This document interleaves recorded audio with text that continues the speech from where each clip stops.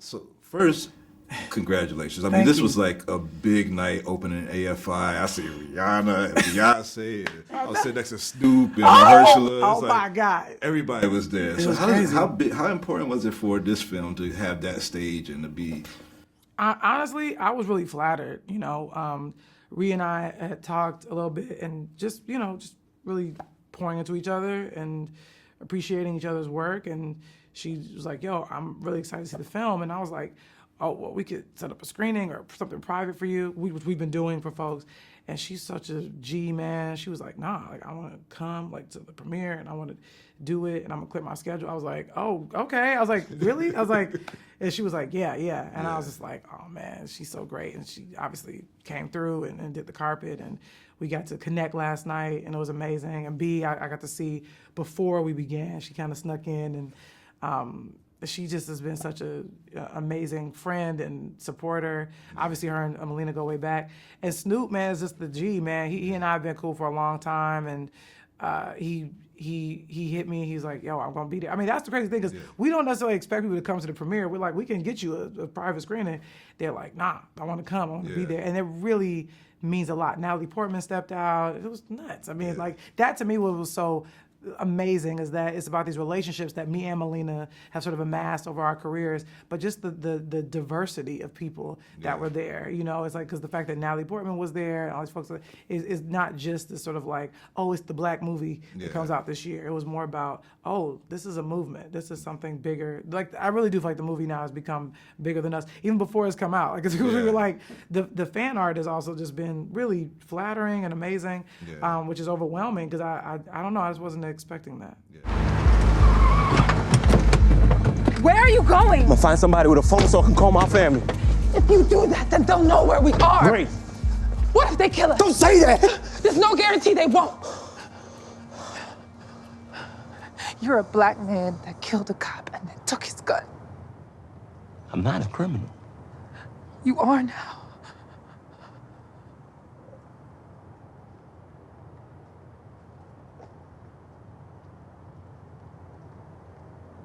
I just wanna go home.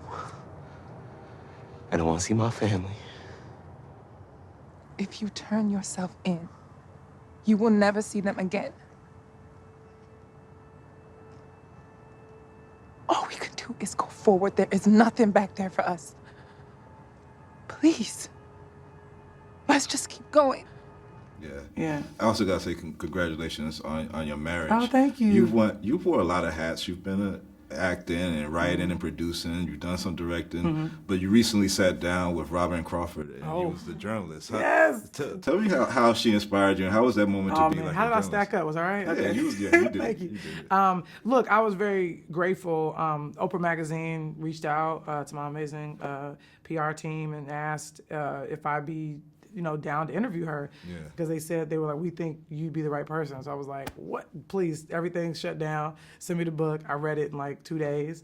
And it really was a full circle moment for me. To say that is an understatement. It's more, it was a childhood wound healed for me because I obviously felt very connected to Whitney. Didn't know why, and I may have a better understanding of that. But I just felt the connection to her. I still do. I feel like I carry her with me all the time. Her signature is tatted on my arm, and it's interesting because she would always sign everything with love, Whitney, and I have that with love, Whitney, and it always reminds me to do everything with love. And Robin is such a phenomenal human being. And I really wanted to pour into her because I think it can be easy to kind of go, so tell me everything about Whitney Houston. To me, I said, well, tell me everything about you. You know, you got to have a front row seat to this, what I like to call an American icon, and watch her rise and watch her journey and also watch a little bit of her start to fall. And Robin really, to be her number two, as she likes to refer to herself, but also to be her best friend, her sister, her confidant. She really, I think Robin's telling of who Whitney was, which was a lovely human being and funny and full of life, it to me resonates and reminds us of who she was. And it's easy to kind of go into those last years of her life and dismiss her. But Robin is sort of reminding us of the girl that everybody fell in love with. Yeah. And for that, I'm deeply grateful. And Robin and I, you know, really connected. We're going to stay connected. And I really felt like I found a new friend in that. And I think people, you can even maybe read that in the thing. Like we really wanted to lean into each other. Yeah. And it was an amazing, amazing day. And we've been texting ever since. It's been amazing. Can I get one last Yeah, word, come on, Chris? man, give it to him. Go ahead. All right, Yeah. I know you're also a cinephile, and I mean, Yeah. this film was, to me, it was a little reminiscent of Thomasina and Bushford that Gordon Parks did in 1984. yeah. Did you see that? Was that any inspiration? Well, I'm a big fan of Gordon Parks. His photography. I always say I want to be the screenwriting version of Gordon Parks, and by that I mean I don't want to put anything on it. I want to just capture it. I want to capture us as honestly as I possibly can.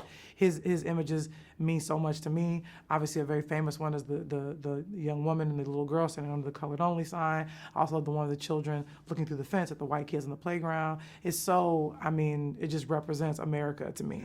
Those images, and also the work he did in Shaft. Obviously, is phenomenal. But he definitely is a hero of mine, and I've like gotten a lot of his prints and framed them and try to keep them around me as inspiration. So I think you feel a little bit of that. I'm trying to like set a scene a lot. You know, obviously I was trying to set a lot of scenes, obviously in Queen and Slim, but also I try to keep it not simple in a way, even though it's complex. I don't try to complicate stuff too much, and I was worried. I was like, are the critics gonna like come? And even sometimes critics are like, I feel like she doesn't really want to tell us too much about the characters, or like it feels like, you know, some things may feel heavy-handed. But I'm like, no, like it's really me not wanting to fall into convention and wanting to do something different. But also, if critics feel like we're not doing it's because I know that Black people, they don't need me to get into too much. Like, you know, like y'all don't have to explain Uncle Earl. Like it's setting the scene of like the fish and the grease, and for Melina to like do it exactly like that. Like I was like, yeah, let's do that. And so it's those little things that I kind of want to say to us. Of like, you know that. And so because Janelle at the after party was like, yo, that fish going in the pan, like that was my childhood. And I was like, because that was mine. And I'm like, everybody know you're so be greasy as hell all the time because like, you know, you also using old grease and stuff from like old cans and shit. You know, I just wanted to feel authentic to us. Well, it was real. Keep on creating. We'll keep on Thank watching. you. I appreciate you, bro. And